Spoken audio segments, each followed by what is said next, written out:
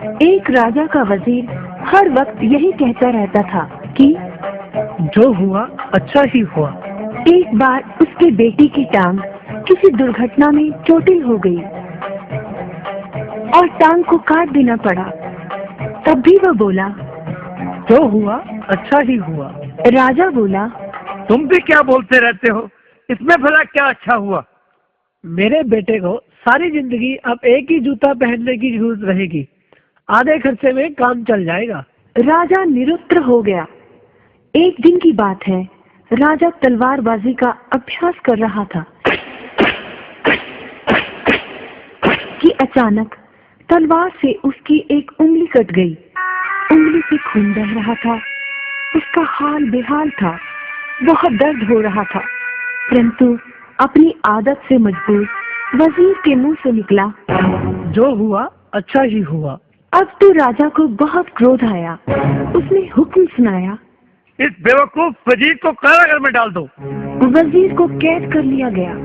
बात आई गई हो गई।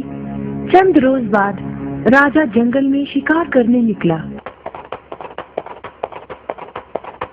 रास्ता भटक गया। अकेला भूखा प्यासा मारा मारा फिर रहा था कि अचानक आदिवासी जंगलियों ने उसे पकड़ लिया।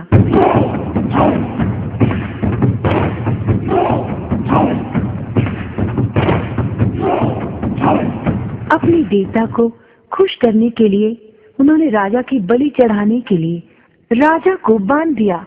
जैसे ही तलवार से राजा का सिर काटने के लिए तलवार उठाई गई, अचानक एक आदिवासी ने देखा कि राजा की एक उंगली कटी हुई है। राजा को छोड़ दिया गया क्योंकि बलि संपूर्ण व्यक्ति की ही दी जाती थी।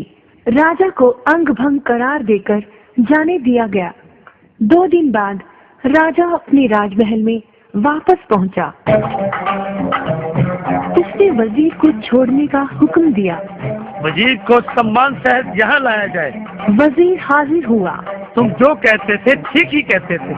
अगर मेरी उंगली कटी हुई ना रहती तो आज तुम्हारा राजा तुम्हारे सामने जीवित नहीं होता।